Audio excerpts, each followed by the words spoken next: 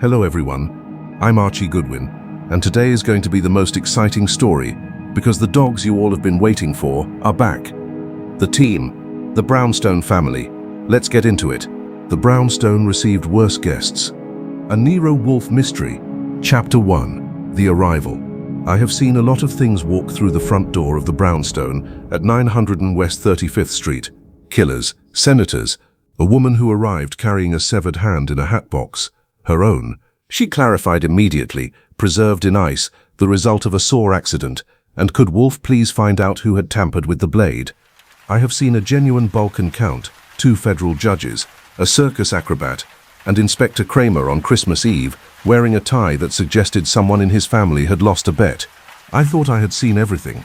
I was wrong in ways that would take 7 days to fully appreciate. It started, as most catastrophes at the Brownstone do, with the front doorbell at an inconvenient hour.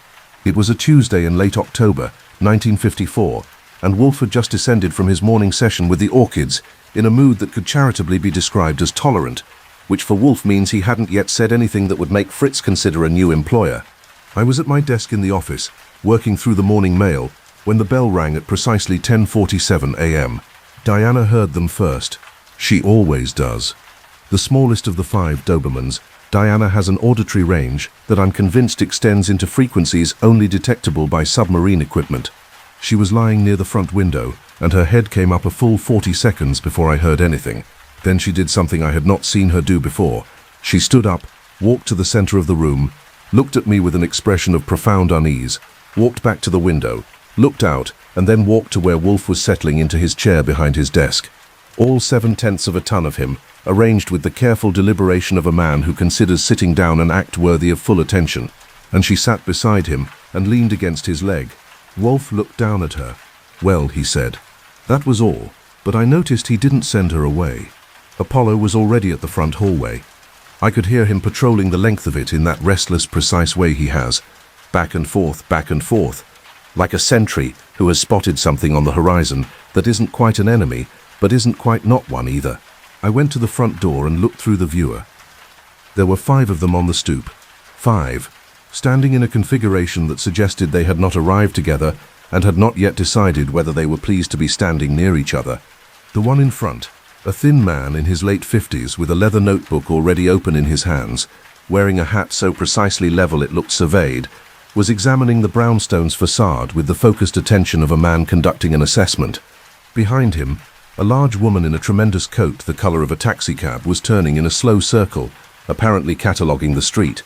Beside her, a smaller man with the eager forward lean of a terrier, who has heard the word walk, stood on his toes, craning to see past the doorframe. Behind all of them, a tall, thin woman with the serene, slightly unfocused expression of someone whose mind was operating on a different schedule than her body, stood completely still, showing no particular interest in anything. And at the back of the group, a broad-shouldered man in his early 40s with a neat mustache and a copy of a book about orchid cultivation tucked under his arm, was reading it while standing on someone else's stoop.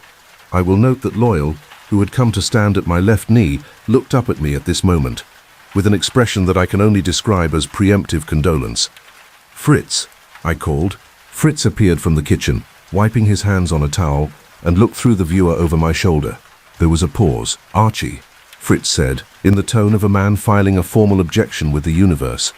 "I know," I said. "Are they?" "Yes." Another pause. "All of them?" "All 5. Possibly 6. I think the tall woman has someone with her, but I can't confirm."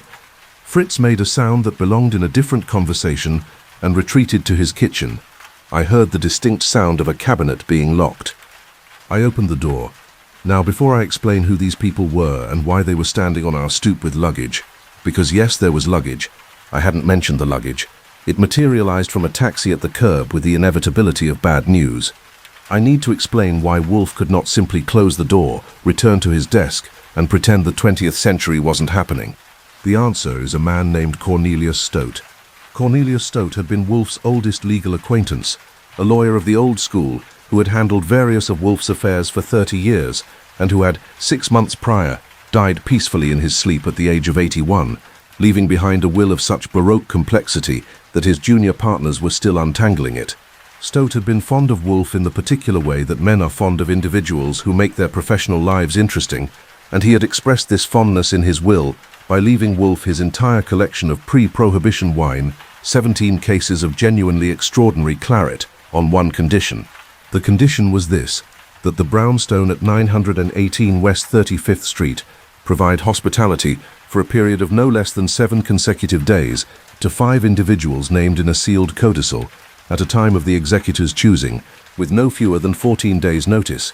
The 14 days' notice had arrived on a Monday 2 weeks ago, in a letter from Stout's executor, a Mr. Horace Finch, who had the tone in his correspondence of a man who found the whole business as puzzling as everyone else, but had a professional obligation to see it through.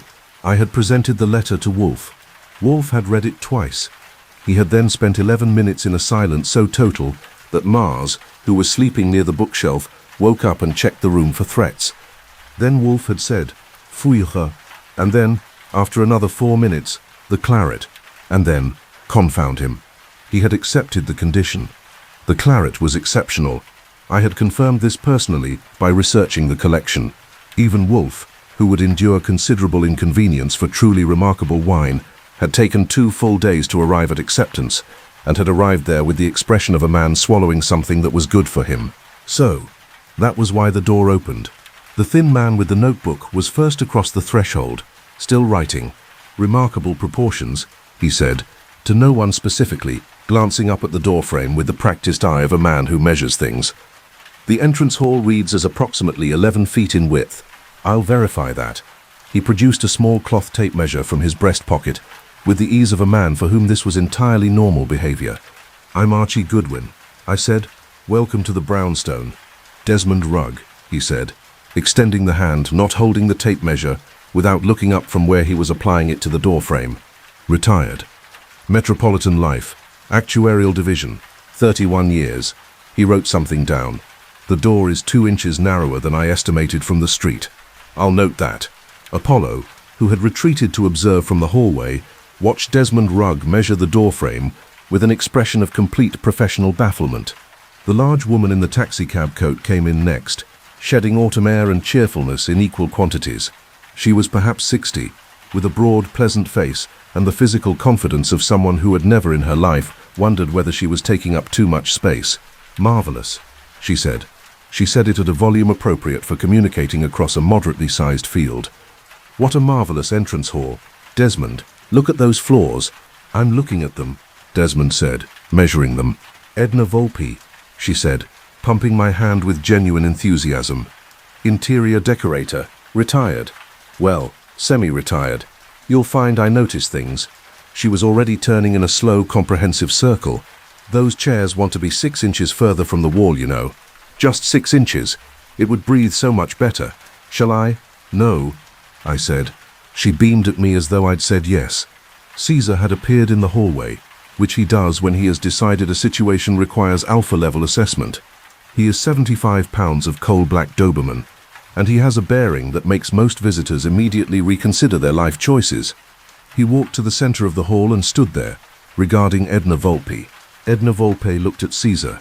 "Oh," she said warmly, "what a serious face." She reached out and scratched him under the chin. Caesar permitted this. He looked at me over her hand with an expression I had never seen on his face before. It was not alarm. It was not aggression. It was something closer to the expression a very senior diplomat might wear when a cheerful tourist pats his hat. The small, eager man was next. He vibrated slightly, the way terriers do, with the constant low frequency of a personality that's always about to do something. "Reginald Plum," he said, shaking my hand rapidly. "Reggie, everyone calls me Reggie. Tremendous place. Tremendous. Is that the study? Is Mr. Wolfe in there?" "I've read about Mr. Wolfe extensively." "Extensively? Is the food as good as they say?" "I read that the food is extraordinary." "I'm terribly interested in food. I cook myself. Well, I attempt to cook. My landlady says I'm not to use the kitchen anymore, but that's a personality conflict more than a skills assessment, I feel. Is that the kitchen through there? That smells remarkable. What is that? Is that a court bouillon?" I looked at him. "Reggie," I said. "Yes, one question at a time." He nodded rapidly, as though filing this as useful policy. "Absolutely. Which one would you like to start with?" Mars had appeared beside Caesar and was staring at Reginald Plum, with the focused intensity he usually reserves for things he is deciding whether to consider threats. He was finding it difficult to categorize. Reggie was fast-moving, verbally and physically, which registered as alertness, but the energy was entirely benign, which registered as non-threat. Mars appeared to be caught between protocols. The tall, thin woman drifted in as though arriving was something that was happening to her, rather than something she was doing. She had fine features, a distracted quality, and was dressed with an absent-minded elegance that suggested she had excellent taste and had applied it without paying particular attention. "Millicent Vane," she said softly, as though introducing a topic for general consideration rather than herself specifically. "I hope the rooms are quiet." "Generally," I said. She looked at me with large, thoughtful eyes. "I don't sleep on a conventional schedule," she said. "I hope that won't be a problem." "What kind of schedule do you sleep on?" She considered this. "An opportunistic one," she said. Minerva had come to stand near the office door and was watching Millicent Vane with the particular stillness she adopts when she's analyzing something. Millicent Vane glanced at Minerva, then sat down on the bench in the hallway and looked at the ceiling, apparently comfortable with the arrangement. The last man came in from the stoop with his book still open. He was perhaps 45, with the tidiness of someone who takes care of their appearance out of genuine preference rather than social obligation, and the slightly insufferable confidence of a man who has never encountered a subject he didn't feel qualified to discuss. "Clifford Mance," he said, extending a hand without looking up from the page, then looking up and giving me a firm handshake and a smile of professional warmth. "I've been reading about orchids." He held up the book, "The Complete Orchid Grower's Companion," by someone named Dr. Harold Stech. "Extraordinary flowers. I understand your employer keeps an extensive collection upstairs?" "He does," I said. "I've formed some views," Clifford said pleasantly. Behind me, from the direction of the office, I heard a sound. It was very quiet. It was the sound of Nero Wolfe, who has a hearing range almost as impressive as Diana's, setting down his beer glass with very deliberate care. I got them installed. Stout's executor had arranged for the upper guest rooms to be prepared in advance, which suggested Finch had more logistical competence than his letters implied, and I went back to the office. Wolfe was behind his desk. All 6 dogs were in the office, which only happens during genuine emergencies or thunderstorms. Diana was still leaning against his leg. Caesar had taken up a position between Wolfe's desk and the door that was either protective or symbolic or both. The other 4 were distributed around the room in a pattern that suggested a collective decision had been made. Wolfe looked at me. 5, I said, all present. Desmond Rugg, retired actuary. Edna Volpe, retired interior decorator. Reginald Plum, occupation unclear. Millicent Vane, sleep schedule unclear. Clifford Mance, has opinions about orchids. A silence followed this that had texture and weight. 7 days, Wolfe said finally. 6.5, technically, since 7 days, Wolfe said again, in the tone of a man carving it on a tombstone. The claret, I reminded him. He closed his eyes. Yes, he said. The claret. He was quiet for a moment. Archie. Yes? Tell Fritz to lock the herb cabinet. He already did. Wolfe opened his eyes and looked at me with something that, in another man, might have been gratitude. Then he picked up his beer, took a long considered drink, and opened the book on his desk with the deliberateness of a man constructing a wall. Above us, from the direction of the guest rooms, came the distinct sound of Edna Volpe rearranging furniture. Loyal put his head against my knee. I reached down and scratched his ear. Steady, I told him. He looked up at me. Neither of us was steady. Chapter 2, Day 2, The Kitchen Incident. The brownstone runs on rhythms. This is not a preference. It is a structural feature, like load-bearing walls. Wolfe's morning begins at 8, when Fritz brings breakfast to his room, the details of which are between Wolfe and Fritz, and involve eggs in quantities I find medically optimistic. At 9, he ascends to the plant rooms on the roof for his morning session with the orchids. At 11, he descends to the office. Beer arrives. Work, or the dignified contemplation of work, commences. Lunch at 1. Prepared by Fritz with the seriousness usually reserved for state occasions. More work. At 4, Wolfe ascends again to the plant rooms. At 6, he descends. Dinner at 7:15, which Fritz treats as the main artistic event of his day. Beer in the evenings. Bed at a reasonable hour. This is not a routine. It is a civilization. By 8 a.m. on Wednesday morning, it was already under moderate assault. The first breach was Fritz's. I came down to the kitchen at 7:50 to collect my first coffee of the day, and found Fritz standing at his counter with the focused stillness of a man who has heard something he cannot quite believe and is waiting to see if it will happen again. It happened again. From the direction of the kitchen's secondary prep area came Reginald Plum, in a checked dressing gown, carrying a copper saucepan that did not belong to him. "Fritz," he said, radiating morning enthusiasm like a small, cheerful furnace. "Good morning. I was up early, and I thought I could contribute. I make a very acceptable béarnaise. Well, acceptable adjacent. The technique is solid, the execution can be variable, but the intent is consistently excellent. Do you have tarragon? I couldn't find the tarragon." Fritz looked at the copper saucepan, then at me. I held up both hands to indicate this was outside my jurisdiction. "Monsieur Plum," Fritz said, with the precision of a man choosing each word from a limited and heavily rationed supply, "this kitchen is mine." "Absolutely," Reggie agreed warmly. "I only want to help. It does not require help. Everyone can use help." "I," Fritz said, "cannot." Reggie considered this with genuine interest, as though it were a philosophical position worth examining. "Is that a professional view or a personal one?" Fritz set down the bowl he was holding, turned to face Reggie fully, and said, in a tone so calm it was almost geological, "The tarragon is not available." "Ah," Reggie said. "Hidden?" Fritz did not answer. "I respect that," Reggie said. He put the copper saucepan down on the counter, nodded thoughtfully, and left the kitchen with the air of a man who considered this a temporary setback. Fritz turned to look at me again. "Archie," he said. "I'll talk to him," I said. "Today, please." "Absolutely."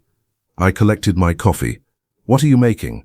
"Brioche," Fritz said, and the word had the quality of a man describing a sanctuary. "If I am not interrupted." I took my coffee and went to the office.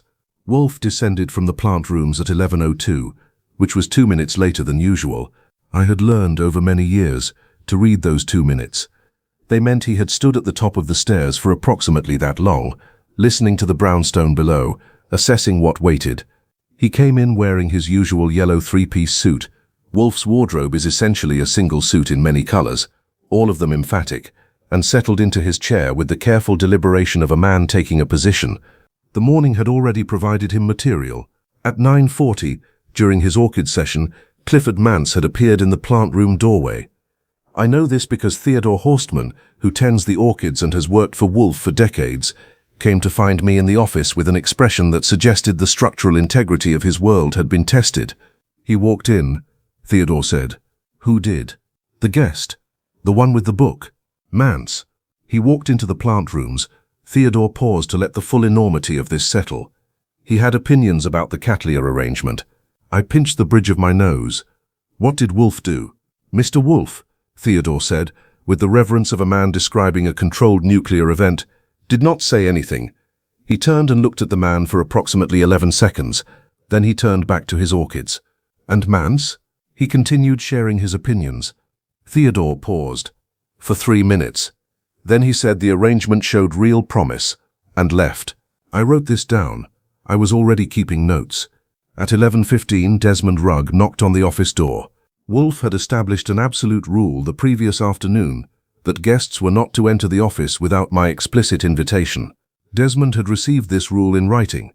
I had provided a brief typed note to each guest, outlining house protocols, and had annotated his copy in the margins, and returned it to me with 2 questions and a request for clarification on the definition of explicit. He knocked now, with 3 precise, evenly spaced knocks, which was technically respectful, and waited. I opened the door. Desmond was holding his leather notebook and a small folded piece of paper.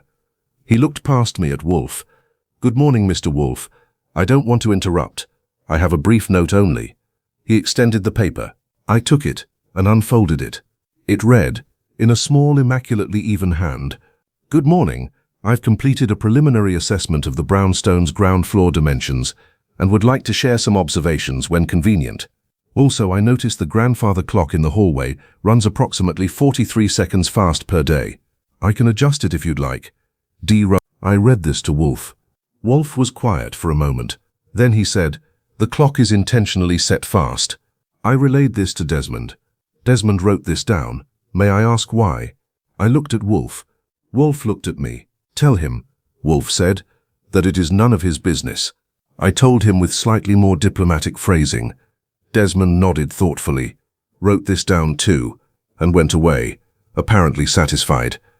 I closed the door. He'll ask again, I said. Yes, Wolfe said, he will. He picked up his beer.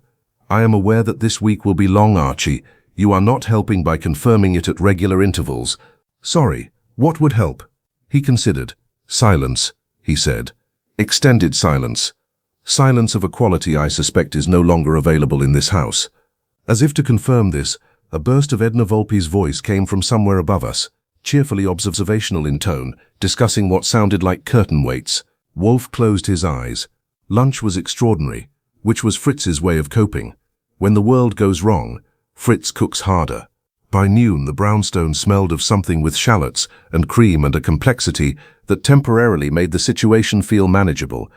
The guests had lunch in the dining room, which Wolfe and I do not share with visitors as a general principle. Wolfe's meals are private events, but which I supervised from the doorway long enough to observe the dynamics.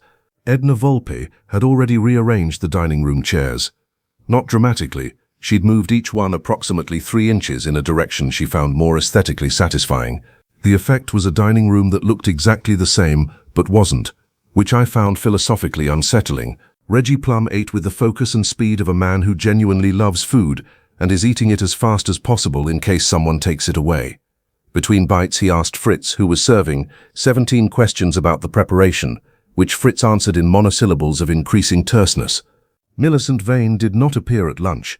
She appeared instead at 3 in the afternoon, descended from her room with the gentle vagueness of someone who had been elsewhere in some important sense, accepted a plate of cold food from Fritz without comment, ate it standing at the kitchen counter with an air of pleasant detachment, and drifted back upstairs.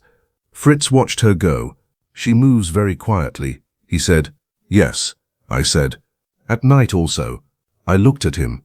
Has she been in the kitchen at night? Not in the kitchen, Fritz said carefully. In the hallway outside the kitchen. I heard footsteps at approximately 2 in the morning. Soft, unhurried. He paused. Apollo was with her. I processed this. Apollo, the restless patroller, usually treats nighttime movement in the brownstone with considerable professional attention. The fact that he was simply with her, apparently companionably, was interesting. He wasn't alarmed. He appeared, Fritz said, choosing the word carefully, to be listening to her. She talks to dogs. Apparently she talks to Apollo specifically about the nature of consciousness. Fritz looked at me steadily. I know this because I was awake and I could hear her through the door. A pause. Apollo sat with her for 40 minutes. I wrote this down. The afternoon brought Clifford Mance to the office door with his orchid book and a follow-up visit proposal, which I denied on Wolfe's behalf. It brought Edna Volpe to ask whether the painting in the second-floor hallway was hung level, which it was, and whether it might be better 2 inches to the left, which it might not. It brought Desmond Rugg with a follow-up note asking whether the 43-second clock variance was deliberate, a request I referred to my earlier communication. At 4, Wolfe escaped to his orchids. At 4:15, Clifford Mance appeared at the plant room stairs. Theodore came to find me. I went upstairs.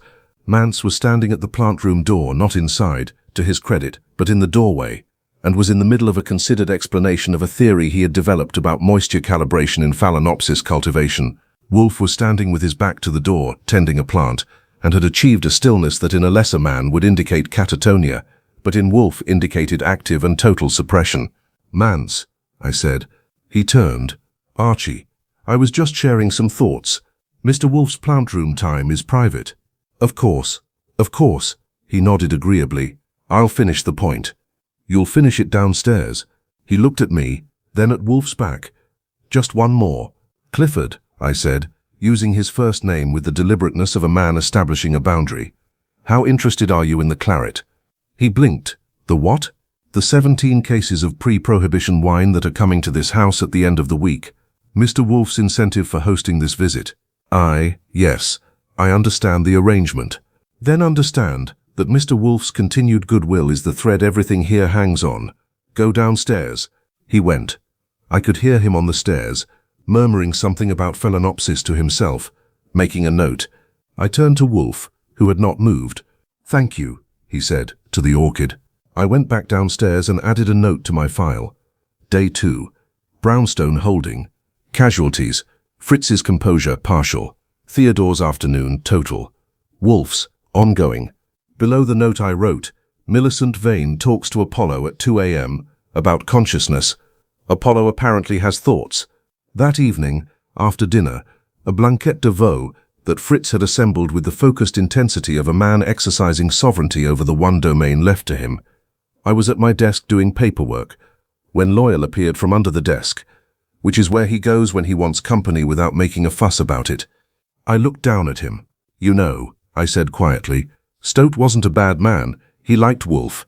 This was probably meant affectionately. Loyal looked up at me with steady dark eyes. I know, I said. That doesn't help. From upstairs came the sound of Nero Wolfe moving something. Wolfe was in the kitchen having a late conversation with Fritz, which I could hear in murmur and counter-murmur through the door. The particular frequency of two men comparing grievances with the mutual satisfaction of shared suffering. Outside, Manhattan went about its business. Inside, 6 rooms of brownstone held their breath. 5 more days. Chapter 3. Day 3. Wolfe makes contact. Wolfe has a principle about problems. Problems do not improve through avoidance, but they frequently clarify themselves if you give them 48 hours and refuse to engage prematurely. This is either wisdom or a very sophisticated rationale for staying in your chair, and I have never been able to determine which. On day 3, Wednesday having become Thursday, Wolfe made a decision. He would not avoid the guests. He would instead meet them on the terms he set himself, and he would conduct these meetings with the precision of a general assessing terrain. He informed me of this at 11:03. I intend, he said, to speak with each of them. I looked up from my desk. Voluntarily? Don't be impertinent. It's a genuine question. A managed engagement, he said, with the gravity of a man planning a military campaign, is preferable to a series of uncontrolled intrusions. He picked up his beer. Send them in one at a time after lunch, beginning with the one who measures things. Rugg. Yes, he at least has a system. I can work with a system. I relayed the schedule. The reactions were varied. Desmond Rugg said he would prepare some questions. Reggie Plum said he was tremendously looking forward to it. Edna Volpe said she hoped she could give Wolfe some thoughts about the office layout, a statement I chose not to relay. Millicent Vane received the message with a thoughtful nod and went back to whatever she'd been looking at on the ceiling. Clifford Mance said he had some thoughts he'd been wanting to share and returned immediately to his orchid book.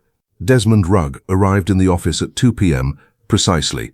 I had told him 2 p.m. and he had arrived at 1:59 and waited in the hall for 60 seconds and sat in the red leather chair across from Wolfe's desk. He opened his notebook. Mr. Wolfe, he said, I appreciate the opportunity. Mr. Rugg, Wolfe said, I understand you spent 31 years calculating actuarial risk. 31 years, 4 months, and 17 days, Desmond said, and wrote this down. Though the final 3 months were largely administrative. What do you make, Wolfe said, of the risk profile of this household? Desmond looked at him. Something shifted in his expression, the practiced assessor recognizing a genuine question. He opened his notebook to a fresh page. I've been thinking about that, he said. He began, without further invitation, to describe the Brownstone's security features, access points, observable patterns, and statistical vulnerability windows, with a precision that made me sit up in my chair. He was, I realized, very good at what he'd spent 31 years doing. Wolfe realized it at approximately the same moment. I could see the particular quality of attention he gives to things that are more interesting than they first appeared. The meeting ran 40 minutes. Desmond left looking satisfied, his notebook considerably fuller. Wolfe watched him go, then looked at me. He noticed the loose bolt on the garden gate. Wolfe said, I know, I said. I've been meaning to fix it. Fix it today. Yes, sir. He'll leave a note about it otherwise. He already has, I said, and produced it from my desk drawer. Wolfe looked at the note.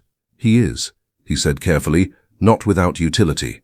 This was the closest Wolfe had come to saying something positive about any of the guests, and I considered it a small landmark. Reggie Plum arrived for his session, still vibrating at his usual frequency. He was in the chair for approximately 4 seconds before he began talking about food, not Fritz's food specifically, though Fritz's food was extraordinary, Had Wolfe tried the brioche this morning, it was the best brioche he'd ever. But food as a general subject, as a philosophical framework, as a life-organizing principle. Wolfe, who shares this view, found himself in the unusual position of agreeing with someone. This appeared to unsettle him slightly. "You cook yourself," Wolfe said.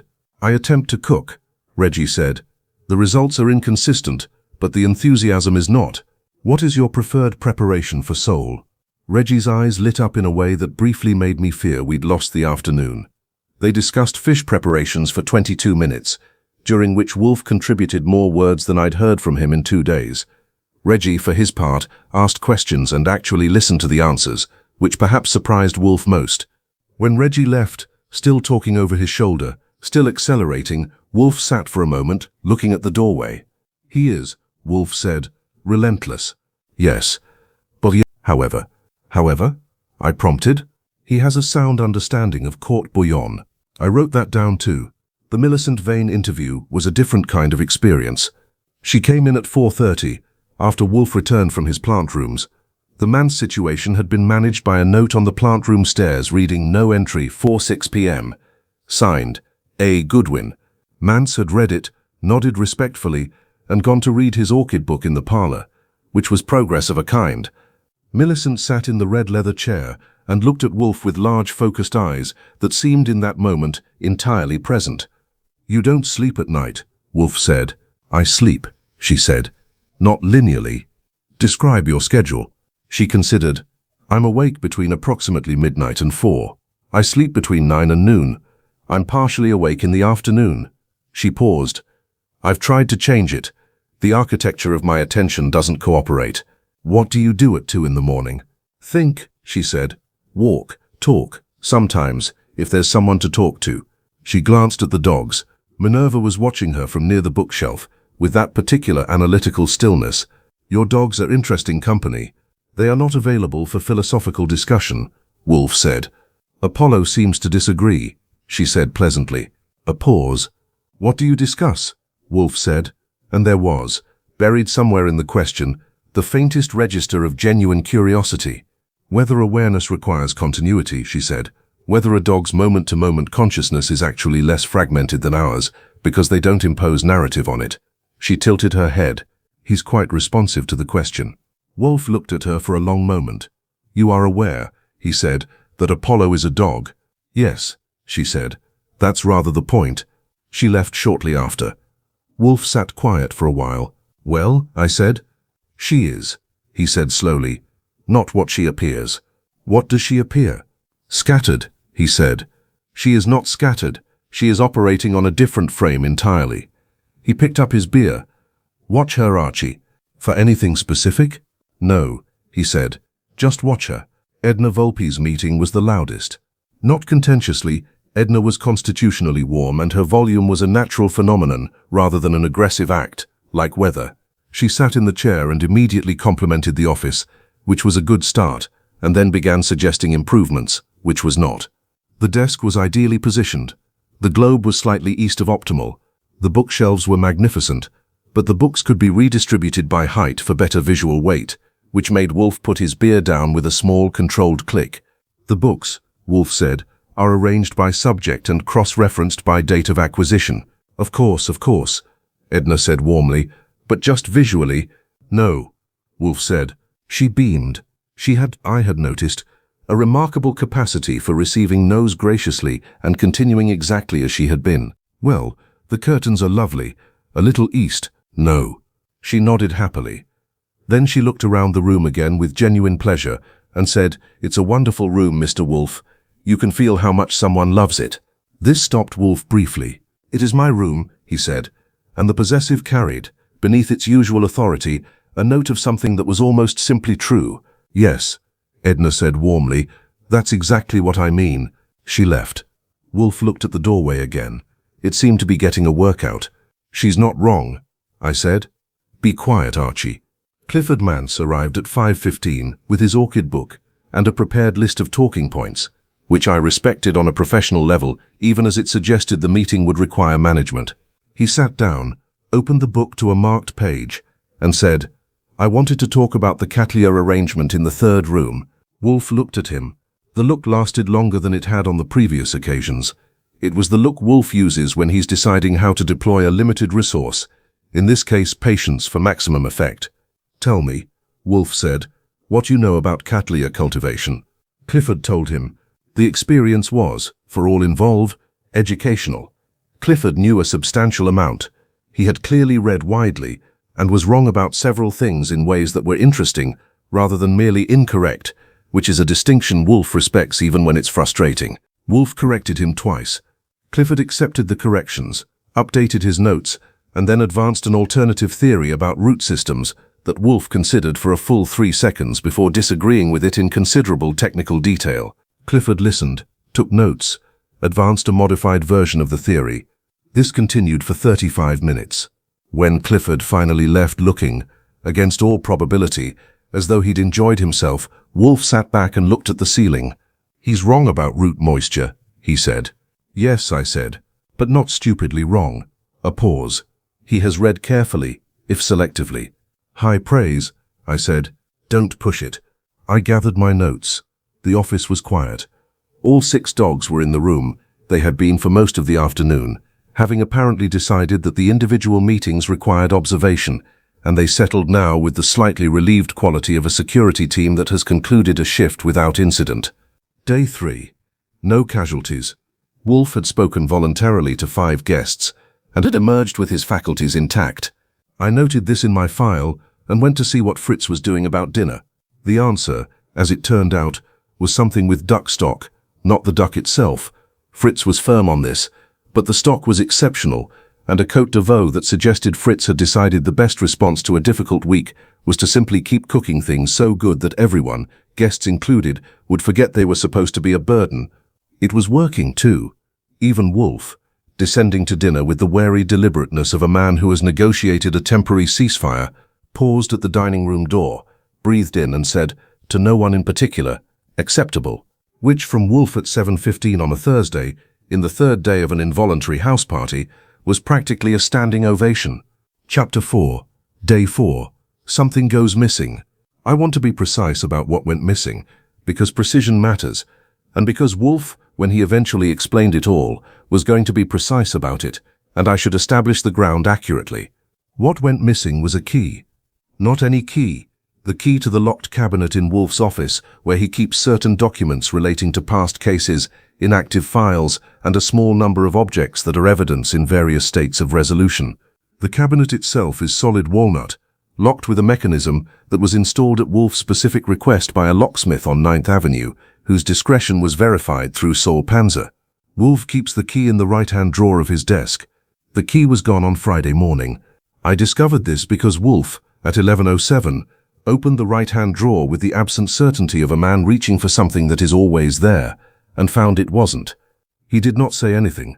He opened the drawer wider, looked into it, closed it, opened it again. Then he looked at me. "The cabinet key," he said. I came to the desk. The drawer contained a letter opener, a folded newspaper, 3 beer coasters, a note in my handwriting about a telephone message, and no key. "When did you last use it?" I asked. "Tuesday afternoon," he said, "before the guests arrived." I checked the drawer more thoroughly. No key. "Nobody goes in this office without my knowledge," I said. It was partly a statement and partly a professional position I was defending against all available evidence. "And yet," Wolfe said. I straightened up. "I'll look into it." "Do that," he said, with a quietness that was more pointed than volume. The investigation, which I conducted with the discretion appropriate to a situation where the suspects were technically guests and the evidence was circumstantial, began with the dogs. Specifically, it began with Minerva. Minerva had been in the office on the previous evening. I was reviewing my timeline. Wednesday evening, I had been at my desk until approximately 10:15. Wolfe had been in his chair until 9:45, then gone upstairs. The dogs had been variously present. At some point after I left, if the key was taken then, but the door locks from the outside, and I had locked it. I checked the lock. No marks, no sign of interference. I went through the morning. Fritz had opened the Brownstone at 7 for deliveries, as always. He had been in the kitchen. The guests had come down in their various rhythms. Desmond at 7:30 precisely. Reggie at 7:45 moving fast. Edna at 8 with furniture opinions, Millicent not until 10, Clifford at 8:15. None of them should have been in the office. But I went to find Desmond Rugg. He was in his room, at his small writing desk, updating his notebook. He looked up politely. "The grandfather clock," I said. "You mentioned you could adjust it." "Easily," he said. "A simple mechanism." "When were you in the hallway near the clock?" He checked his notebook. "Yesterday morning, approximately 9:50.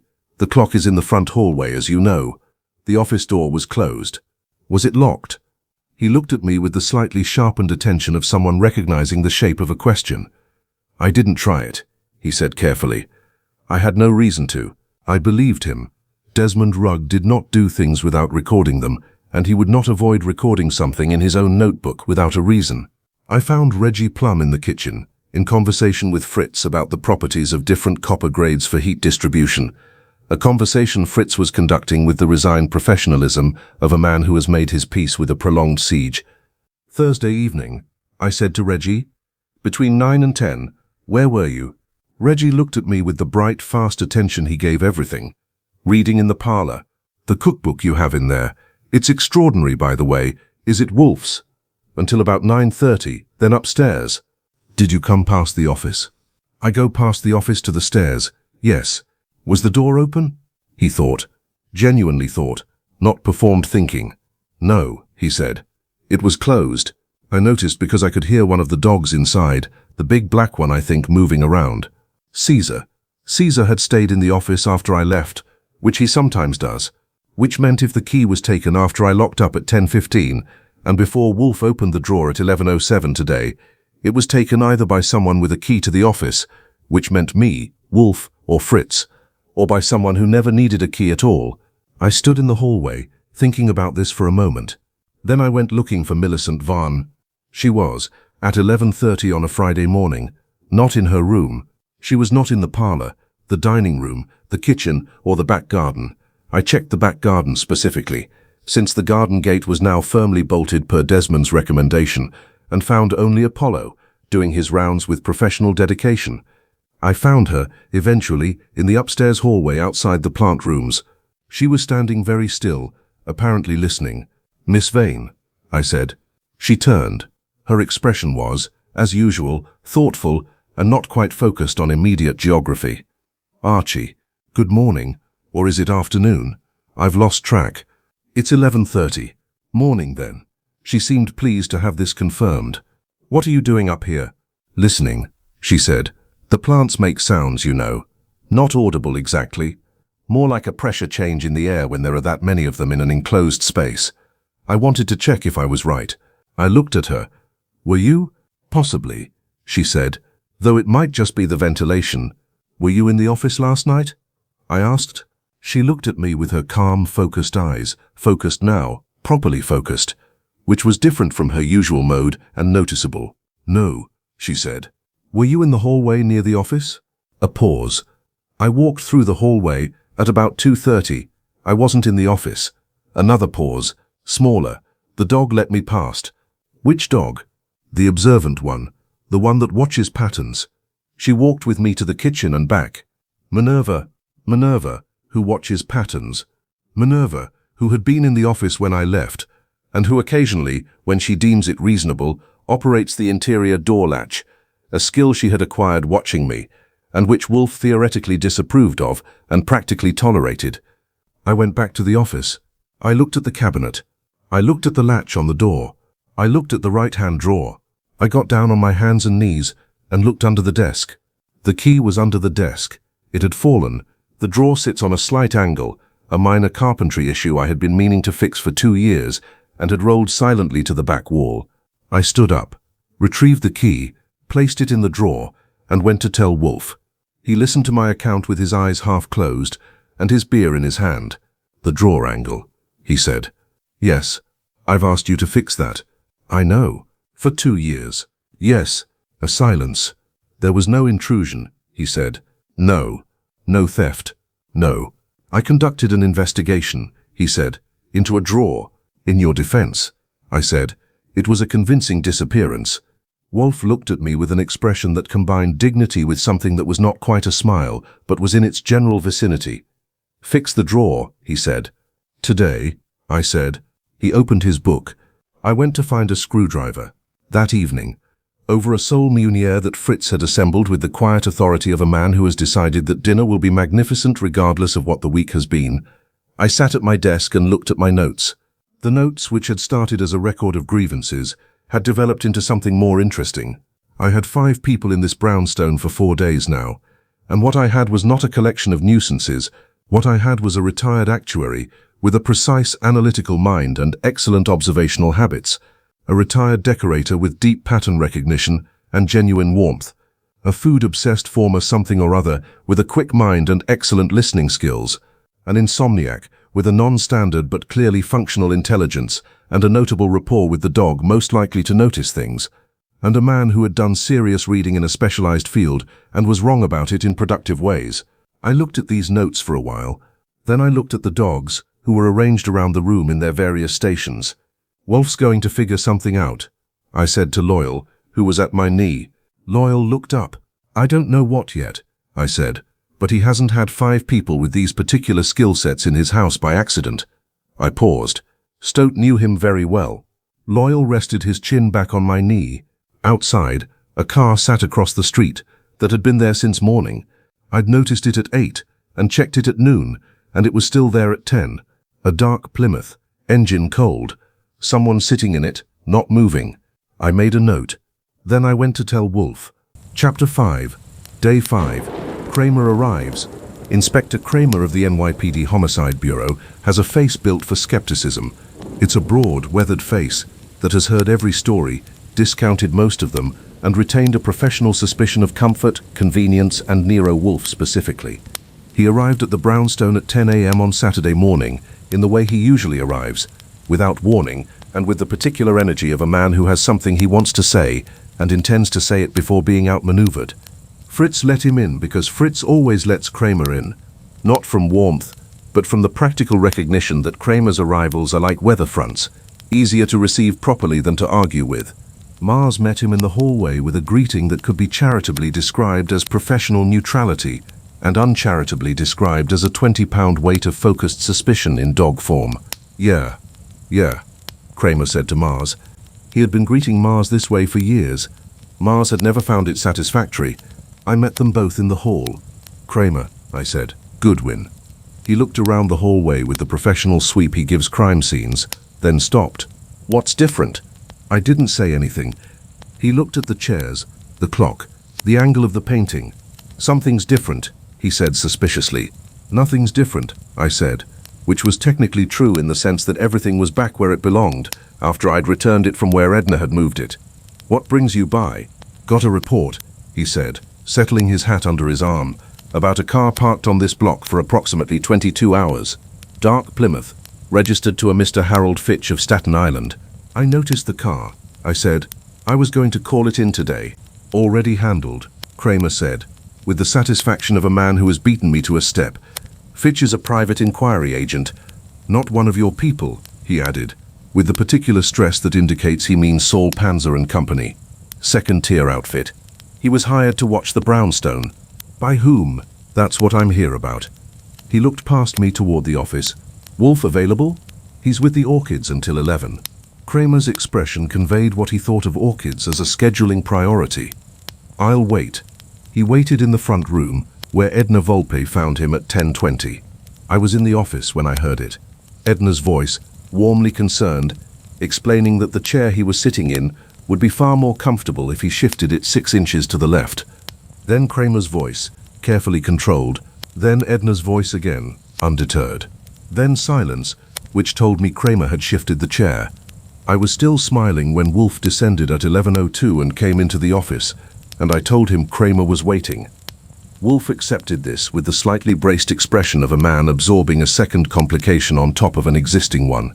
Kramer came in, took the red leather chair, declined beer with his customary ritual refusal, and looked at Wolfe with the combination of antagonism and reluctant regard that defines their relationship. "Someone's having you watched," he said. Wolfe looked interested in a way that was too controlled to be merely interested. "Who?" Fitch wouldn't say client privilege, which technically doesn't apply to inquiry agents, but arguing it in the street wasn't productive. Kramer's jaw worked. What I know is the surveillance started Monday morning, which is the day your guests arrived. He looked around the room, taking in the dogs in their various positions. Speaking of which, what's going on here, Wolfe? You've got 5 civilians occupying your house and someone watching from outside. You want to tell me what I'm dealing with? Wolfe's fingers formed their customary tent. I'm fulfilling a legal obligation, he said. The guests are unconnected to any investigation. You don't have any investigation going, correct? Kramer looked at him, at me, back at him. So someone is watching 5 random people who happen to be staying with you. Or, Wolfe said, someone is watching the brownstone generally. The guest's arrival may be coincidental to the surveillance. Maybe, Kramer said. Or, I said, someone arranged the guest's arrival precisely to create an occasion for watching the brownstone. Both of them looked at me. Stout's will, I said. The executor chose the timing. If the executor was influenced, or if the will's conditions were known to a third party, this week could have been engineered. A silence. The claret, Wolfe said slowly. The claret is real, I said. I verified the collection, but the conditions for receiving it are specific, dated, and put us in a known location for a known period. Fury, Wolfe said, which this time had a different quality. Not frustration, recalibration. Kramer was looking at Wolfe with the expression he gets when he's decided something. I'm pulling Fitch in for a formal conversation, he said. I'll let you know what I get. He stood, put on his hat. And Wolfe? Yes? You've got 5 civilians in this house. If whatever this is gets warm, you move them. They're guests, Wolfe said. Not a tactical deployment. Nevertheless, Kramer said, and left, pausing in the hall to exchange a brief exchange with Nero Wolfe, who apparently told him he had a lovely hat and should wear it slightly further back. Kramer's response was not audible, but his expression as he passed the office window suggested he had been unexpectedly complimented and was not sure how to account for it. Diana, who had been watching from the window, tracked him down the steps with her ears forward in the way she does, when something has registered but not resolved. I found Desmond Rugg at lunch. The Plymouth, I said, sitting across from him. You were documenting traffic patterns on Monday. Did you note a dark Plymouth street level? He had his notebook open before I finished the question. He found the page. Monday, 6 vehicles of note. Dark Plymouth, yes. Arrived 8:47 a.m., departed 9:15, returned 11:20, remained. He looked up. I noted it because it returned. Return is statistically more significant than presence. You've been tracking it all week? He turned 2 pages, intermittently. It was there Tuesday, Wednesday, absent Thursday, back yesterday. He pushed the notebook across the table. I can give you the full log. I looked at it. The log was meticulous. Times, durations, any observable occupant behavior. On Wednesday, at 3:40 p.m., Desmond had noted, occupant adjusted mirror, oriented towards 2nd floor, not entrance. I looked up. 2nd floor, I said, not watching who comes and goes. Not primarily, Desmond said. The 2nd floor of the brownstone has 3 rooms, Wolfe's bedroom, the main guest room, and the room currently occupied by Millicent Vane. I closed the notebook. Thank you, I said.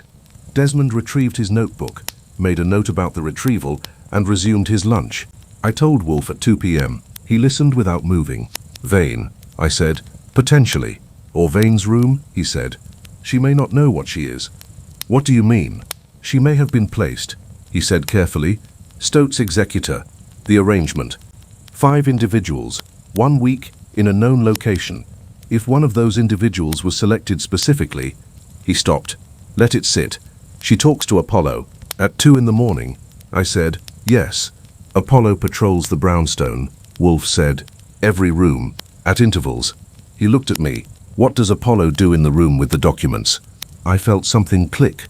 He passes through, checks the perimeter, and if someone were looking from outside for confirmation that a specific individual had access to specific areas of this brownstone, what would they be watching for?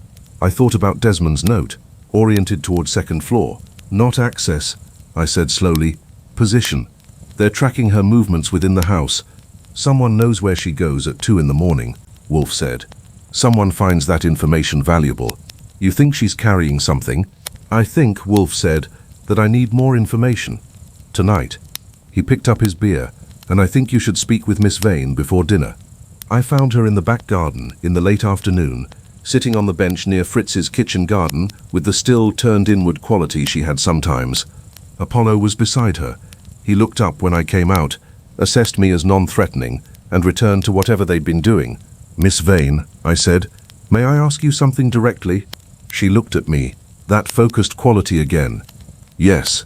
How did you come to be included in Mr. Stout's arrangements? A pause that was not quite a hesitation.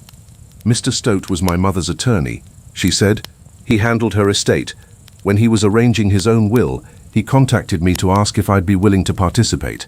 He said it was a favor to an old friend. She looked at the garden. He didn't say who. Did anyone else contact you about this visit? Before or after Stout's executor? The pause this time was definitely a hesitation. A man telephoned, she said carefully. 2 weeks ago. He said he was from Mr. Finch's office. He asked some questions about my plans for the week. What kind of questions? Which rooms I'd be staying in? Whether I kept regular hours? She looked at me steadily. I thought it was hotel-style logistics. It wasn't, I said. I'm beginning to understand that, she said. She was quiet for a moment. Am I in danger? I don't know yet, I said honestly, but you should tell me if you have anything with you that you didn't bring deliberately. Anything given to you before you arrived, sewn into luggage, added to belongings. She looked at me for a long moment. Then she stood up and went inside. I followed. In her room, Millicent Vane lived out of her suitcase, with the efficiency of someone who travels often and lightly. She went to her small travel bag and removed the lining with practiced fingers. Taped to the inside of the lining was a small flat object, the size of a matchbook. She looked at it, then at me. I didn't put that there, she said. Apollo, who had followed us upstairs, sat in the doorway and looked at it too. No, I said. I don't think you did.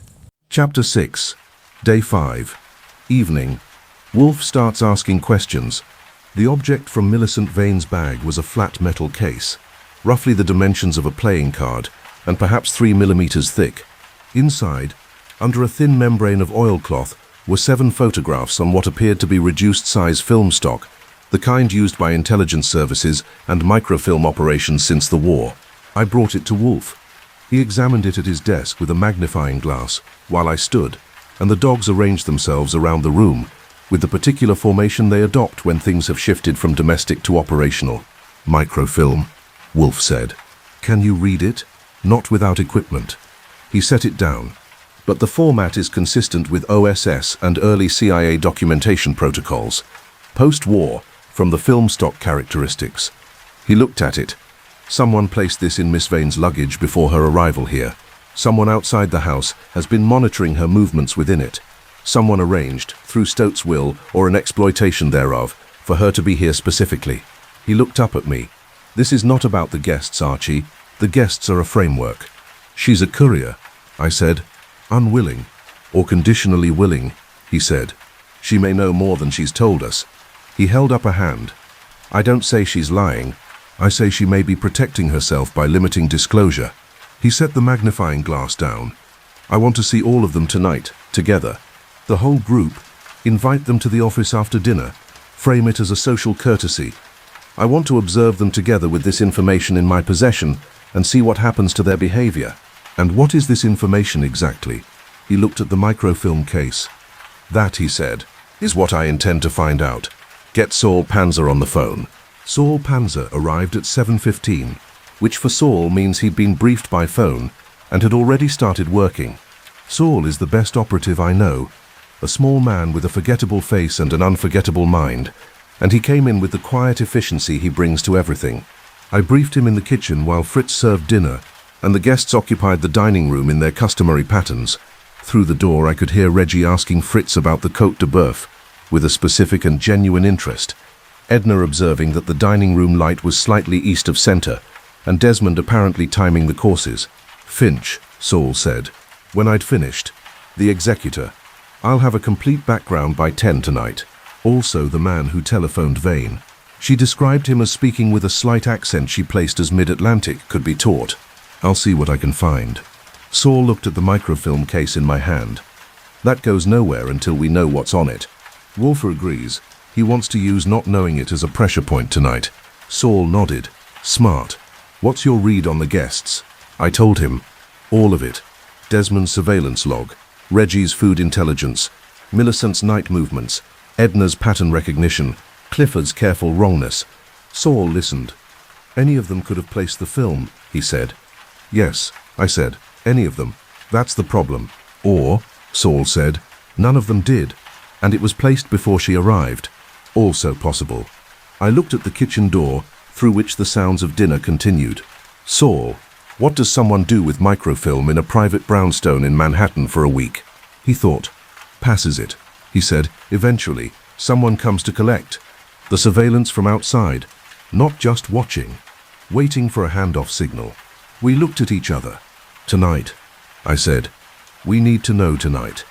The evening assembly in the office, framed by me as a cordial gathering, had the quality of a play in which most of the actors don't know the genre. The guests settled into the various chairs, Desmond precisely, Reggie with barely contained energy, Edna appraising the room's evening light, Millicent in the corner with her hands in her lap, Clifford with his book set carefully aside as a gesture of social participation. Wolfe was behind his desk. All 6 dogs were present, which the guests had noted with varying degrees of enthusiasm. Loyal was at my knee, as always.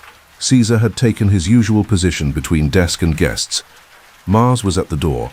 Minerva was near Millicent Vane, which I noticed and filed. Wolfe regarded them all from his chair, fingers tented. I've asked you here, he said, because something has occurred which requires a frank conversation. The quality of stillness in the room shifted. Miss Vane, Wolfe said, has discovered that an item was placed in her luggage without her knowledge or consent before her arrival. A small cache of microfilm documents. He paused. The nature of those documents is unknown to me at present. He was watching them. So was I. Desmond stopped writing and looked up. Reggie went entirely still, which was perhaps the most startling thing I'd seen all week. Reggie at complete rest. Edna's hand, which had been resting on the arm of her chair, pressed down slightly. A weight shift. Clifford set his book down with deliberate care and looked at Wolfe with an expression from which the habitual confidence had temporarily withdrawn. Millicent looked at her hands. I have not gone to the authorities, Wolfe said, because I do not yet know what I have, and precipitous action in matters touching on federal intelligence is imprudent. He let that settle. I am, however, telling you this. Someone outside this brownstone has been watching it all week. Watching it, I believe, for a signal, a handoff. The microfilm was intended to leave this house before the week ends. He looked at them one by one. Caesar moved forward 1 step, which he does when Wolfe is pressing. It's an unconscious synchrony they have, and it's effective. I am not accusing anyone in this room, Wolfe said. I am observing that one of you may have information that bears on this situation, and I am inviting that person to share it voluntarily and immediately, rather than wait for the alternative. The room was quiet. Minerva made a sound, not a growl, not quite. A low vocalization of attention. She was looking at Clifford Mance. Clifford Mance was looking at his orchid book. Mr. Mance, Wolfe said pleasantly, you've been reading that book since Monday. You've read it cover to cover at least twice, from the spineware. What is on page 97? Clifford looked up. His expression was careful. Root moisture protocols for Vanda orchids. And page 42. A pause. Cross-pollination techniques. And the inside front cover. The pause this time was longer. Clifford Mance reached for the book with the deliberate calm of a man deciding something, opened the front cover, and turned it to face Wolfe. On the inside cover, in small penciled notation not visible at normal reading distance, was a sequence of numbers. Mars had moved from the door. He was standing behind Clifford's chair. Nobody had asked him to. Those numbers, Wolfe said quietly, are coordinates, or a cipher key, or a retrieval protocol.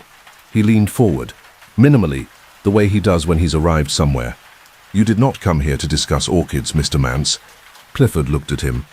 At me, at Mars, directly behind him. 70 pounds of patient professional certainty. No, he said, finally, I didn't. Chapter 7, Day 6. Everything connects. Clifford Mance, it turned out, was not a spy. He was considerably more interesting than a spy. He was, as he explained it to Wolfe in the next 40 minutes with Mars behind his chair and Caesar between him and the door, and the rest of us witnessing what was becoming the most productive evening the Brownstone had produced all week. the son of a man who had been a spy.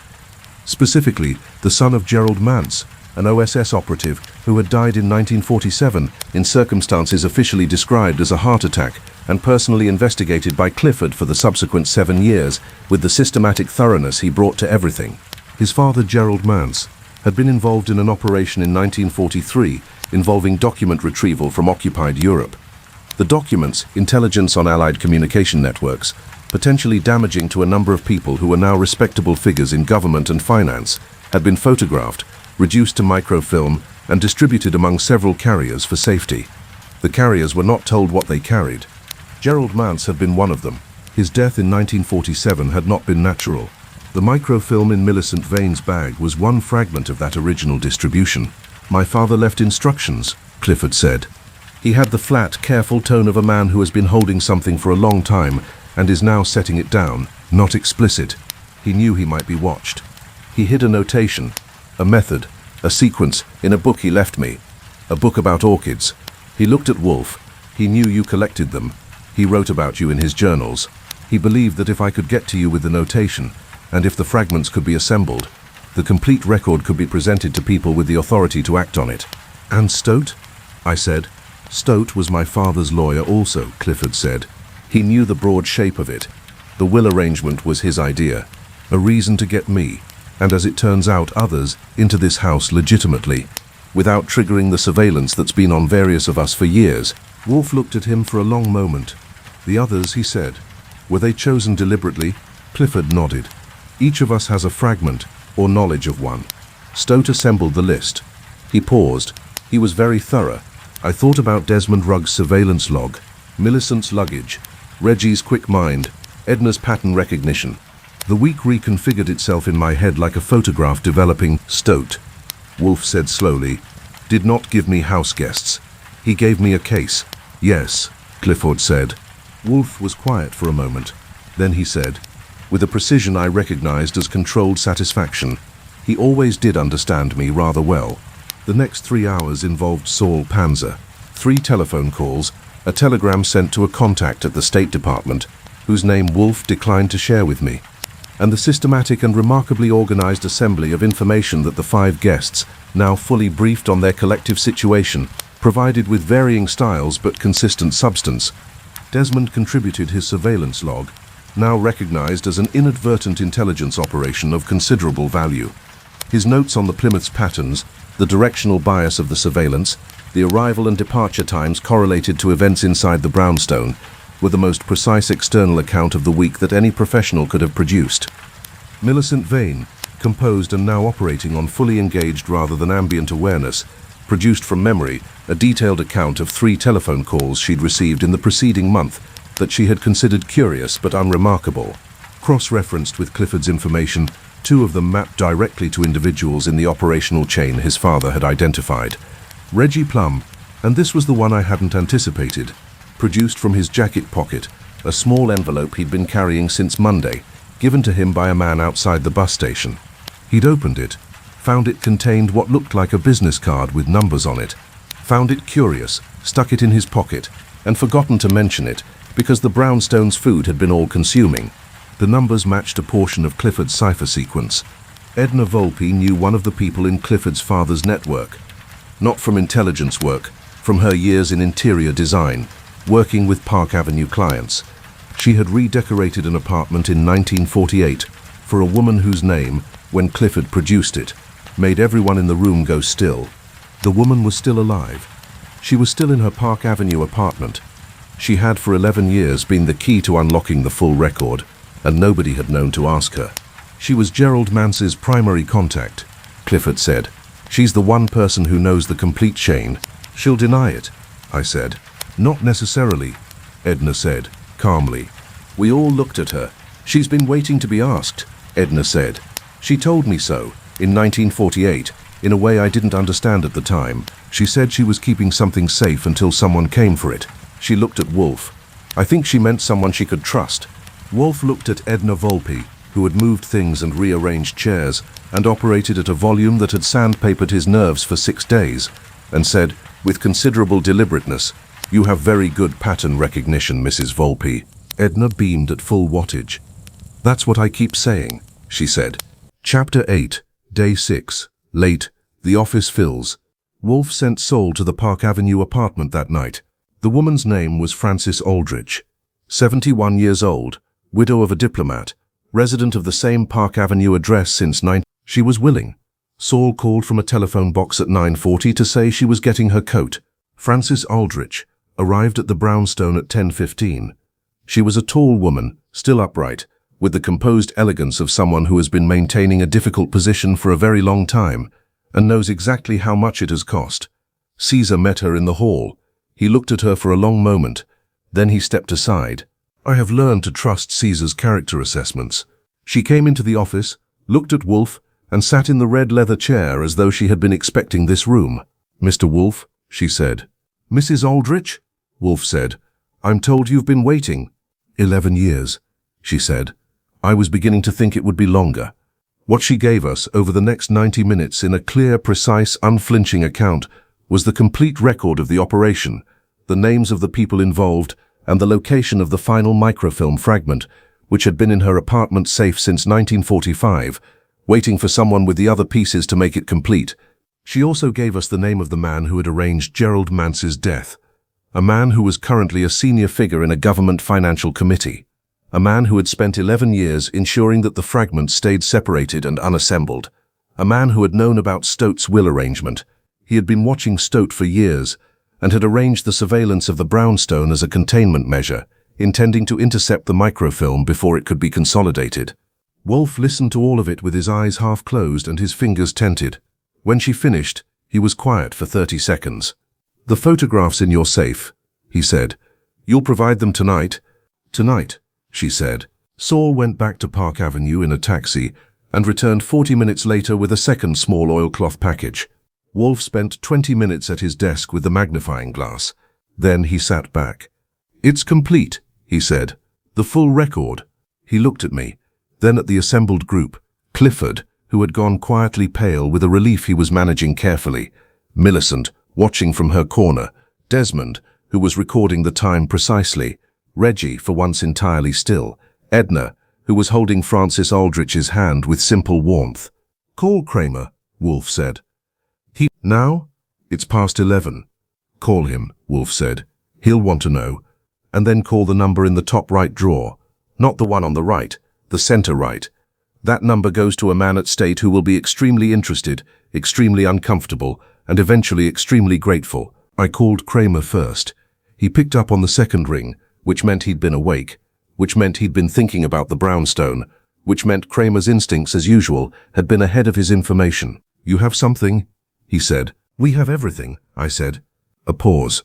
I'll be there in 20 minutes, he said. Bring someone from Federal, I said. This goes above homicide. Another pause. Longer. Wolfe solved it. Wolfe solved it. I heard something that on a different man might have been a sigh. On Kramer, it was the sound of a man who has once again arrived at the correct destination by the wrong route. 20 minutes, he said, and hung up. Chapter 9. The Solution. Kramer arrived in 18 minutes with a man from the FBI named Waverly, who had the tight composure of someone who had been pulled from a dinner party and was managing his feelings about it professionally. Wolfe presented the case from his chair, in the unhurried, comprehensive manner he reserves for moments of complete certainty. He started with Gerald Mance's operation in 1943, moved through the distribution of the microfilm fragments, the deliberate separation of carriers, the 11 years of suppression, and arrived at the present week with the precision of a man laying track, each connection flush, each joint clean. The man who had arranged Gerald Mance's death was named Warren Sully, currently serving on a Senate subcommittee on financial oversight. His access to intelligence community relationships, maintained from his wartime OSS role, had given him both the motive and the means to ensure the fragments stayed cold. When Stout's arrangements came to his attention, Stout had made a mistake, had consulted a lawyer whose clerk was in Sully's network. Sully had acted to monitor and intercept before anything could consolidate. He had not counted on Desmond Rugg's surveillance log. He had not counted on Edna Volpe's memory. He had not counted on Reggie Plum's jacket pocket. He had not counted on Millicent Vane's forthrightness when asked directly. And he had not counted on Wolfe being genuinely, profoundly, constitutionally incapable of ignoring a puzzle, even while claiming to want nothing to do with it. The week, Wolfe said, looking at the assembled room, was not an imposition. It was, though I confess I required some time to recognize this, a commission. Mr. Stout was thorough, and he was kind, and he knew me well enough to understand that I would not accept a case in the usual way, but that I would not be able to resist one delivered to my doorstep and my chair. He looked at Clifford. "Your father's instincts were sound," he said. "He chose the right person. He was simply 11 years early." Clifford nodded. He didn't speak. I gave him a moment. Waverley from the FBI was already on his feet. "The complete record," he said to Wolfe. Wolfe handed it across his desk. Both oilcloth packages, the numbered notation from the orchid book, Desmond's log, and a typed summary that Wolfe had apparently composed at some point. I hadn't seen him do it, which meant he'd done it before Kramer arrived, which meant he'd known before the call how it would end. "Sully will require careful handling," Wolfe told Waverley. "He has allies. Move in the right sequence and they scatter. Move wrong and they close ranks." He looked at the man flatly. "I trust you can manage that." Waverley looked back at him. "We can manage that," he said, without elaborating. Kramer stood in the middle of the office with his hat in his hands, looking at Wolfe with the particular expression he gets when the case is closed and he can't find anything to object to. "All week," Kramer said. "You had this all week." "I had the pieces," Wolfe said. "The week was required to assemble them. You could have called me. When I had something to tell you, I told you." Kramer put his hat on, took it off, put it on again. "The car outside," he said. "Fitch." Fitch was following Sully's instructions. Wolfe said, "He's a middleman. Whether he knew the nature of the operation I doubt, but you'll determine that." Kramer nodded. He looked around the room at the 5 guests arranged in their chairs, at Francis Aldrich upright beside Edna Volpe, at the dogs in their positions, at me. He looked at everything with the comprehensive, involuntary sweep of a detective who can't stop doing it. "Any of them guilty of anything?" he asked me quietly. "Not a thing," I said. "They were chosen for what they knew and what they'd accidentally seen and what they'd accidentally carried. They cooperated fully when asked." I paused. Plum had the envelope in his pocket for 6 days and hadn't mentioned it because the food was remarkable. Kramer looked at Reggie, who gave him a small, somewhat abashed wave. "The food really was remarkable," Reggie said. Kramer left. Waverley left. Francis Aldrich was escorted safely home by Saul Panzer, who would ensure she was protected and would arrange a proper deposition for the following week. The office was quieter. The dogs remained. Outside, the Plymouth was gone from the curb. I had checked. Chapter 10, Day 7. Departure. They left on Sunday morning. Wolfe came down at 8:30, an unprecedented time, 30 minutes before his breakfast, which told me he had something he wanted to do before the day established its momentum. He came to the office door in his robe and stood looking at the room with the expression he reserves for things that need acknowledging. I was at my desk with coffee. "Archie," he said. "Yes?" "The drawer." I looked at the right-hand drawer, which I had fixed on Friday. "Fixed, Friday." "Fixed," I said. He nodded. He stood in the doorway a moment longer. "Stout," he said. "Yes, he was devious," Wolfe said, in a way I find, in retrospect, entirely forgivable. "The claret's still coming," I said.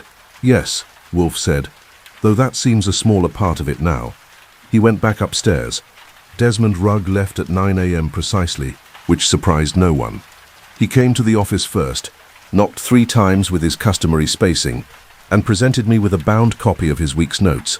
Every day logged, every meal noted, every dog patrol time recorded. The surveillance on the Plymouth rendered in full, the Brownstone's dimensional measurements complete. On the inside cover, in his small, even hand, he had written, "For the record, respectfully, D. Rugg." "Thank you," I said. He shook my hand, picked up his bag, and was gone at 9:01. Caesar walked him to the door.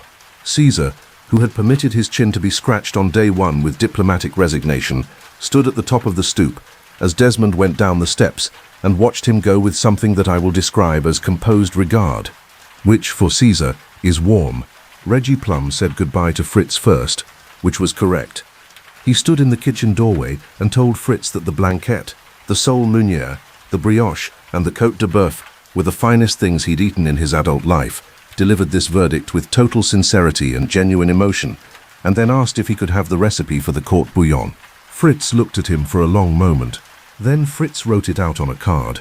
I watched this happen and felt I had witnessed a historic event. Fritz does not give recipes.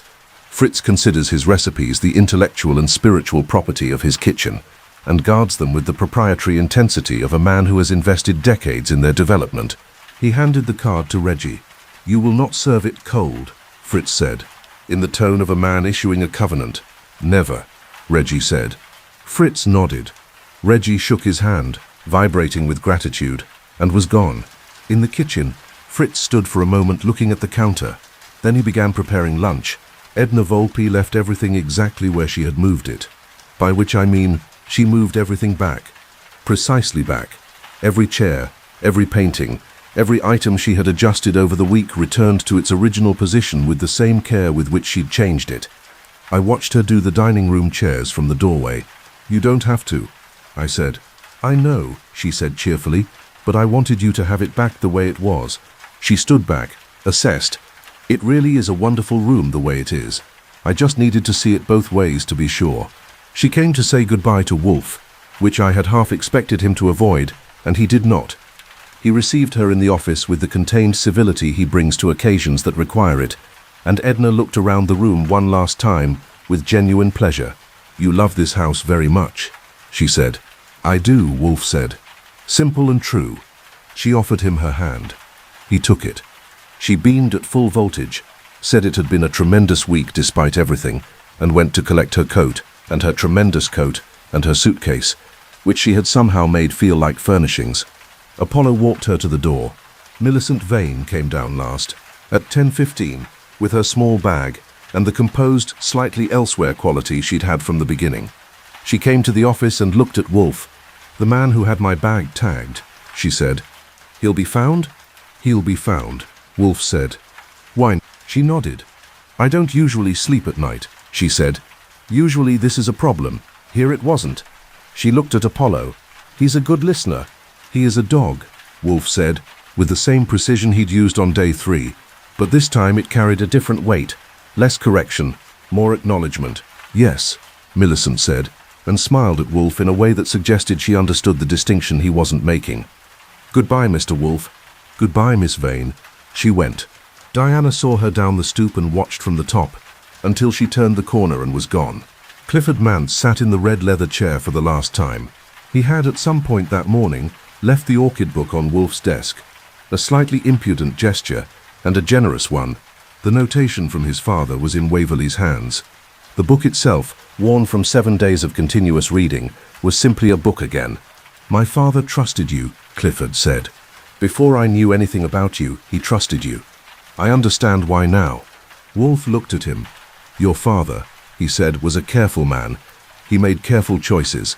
The 11 years were not wasted. The record was preserved. The chain held." He paused. "He made a careful choice in you." Clifford was quiet for a moment. Then he stood, straightened his jacket, and picked up his bag. At the door he paused. "The root moisture in the veranda," he said. "You're right about it. I was wrong." "Yes," Wolfe said. "You were. Adjust your reading of chapter 7. Clifford smiled, a real smile, from somewhere genuine, and left. Minerva watched him from the doorway. Then she went back to her station near the bookshelf. By noon on Sunday, the brownstone was quiet. The rooms were returned. The chairs were in their places. Fritz's kitchen was his again, sacred, inviolate, smelling of something with garlic and thyme that was proceeding at its own unhurried pace. The dogs moved through the house with the settled authority of a garrison, returned to standard duties. Wolfe descended from his noon plant room visit at 12:15 and went to his desk and opened his book without saying anything. This was the closest he comes to expressing contentment. I sat at my desk. The week's notes were in a folder. I'd write it up properly later, the full account, from Diana hearing them a block away on Tuesday to Clifford's careful goodbye this morning. It was a good case, the kind that looks like nothing and turns out to be everything, assembled from the accumulated specificity of people being completely and authentically themselves. Kramer called at 2. "Sully," he said without preamble. "Yes?" "Federal. They moved on him this morning. He's being cooperative, which tells you how complete your package was. Also the Fitch thing. He knew what he was doing. He's not small time. He'll give us people." "Good." Wolfe around? I looked at Wolfe, who was reading. He's available, I said. Kramer came on.